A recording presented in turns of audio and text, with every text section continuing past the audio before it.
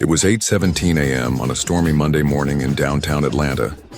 Rain pounded the streets, turning sidewalks into muddy streams and city gutters into miniature rivers.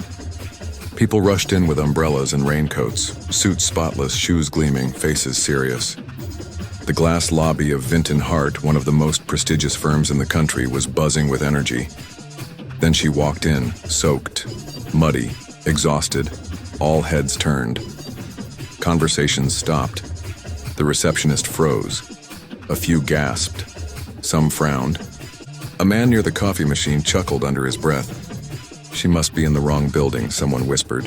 But she wasn't. This was her destination, this was her dream job, and this was her interview day.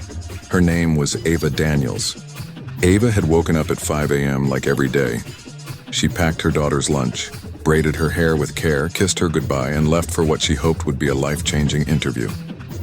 She wore her best white blouse and navy blue slacks, nothing fancy but crisp, clean, and respectful. She had printed her resume 3 times, rehearsed her answers, and prayed for courage. But fate had other plans. Just 6 blocks away from the office, her car broke down in the middle of the flooded road. Her phone had no signal, no taxis in sight. She had 2 choices: turn back or walk through the storm.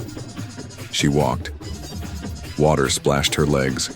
Mud stained her clothes. A passing truck sent a wave across her body, but she kept walking. She wiped her face, held her head high, and told herself, "You've come too far to turn around." Inside the towering lobby, everything glistened. Marble floors, golden elevators, polished glass. And in the center of it all stood Ava, dripping wet, standing out like a raindrop in a sea of diamonds. The receptionist stared, unsure what to say. A security guard approached. "Ma'am, are you looking for someone?" "Yes. I'm here for the 8:30 interview. Engineering department, Ava Daniels." There was silence and judgment, the kind of silence that screams louder than words. That's when the elevator door chimed. Everyone turned. Out stepped a tall man in a charcoal suit, distinguished, commanding, and clearly in charge. The CEO himself, Jonathan Vinton. He scanned the lobby. His eyes landed on Ava. People waited for the moment. Maybe he'd ask security to escort her out. Maybe he'd be embarrassed. Maybe he'd ignore her, but instead he walked directly to her. "Miss Daniels?" "Yes, I'm sorry about my appearance. You walked through that storm to be here today. That tells me more than any resume ever could." He turned to the stunned receptionist. "Cancel my 8:30. I'll be conducting this interview myself. Personally." Gasps, murmurs, shock. He extended his hand. "Come with me, Miss Daniels. Let's talk." Ava's eyes welled up, but she held them back. She straightened her spine, shook his hand, and walked with him into the elevator, side by side.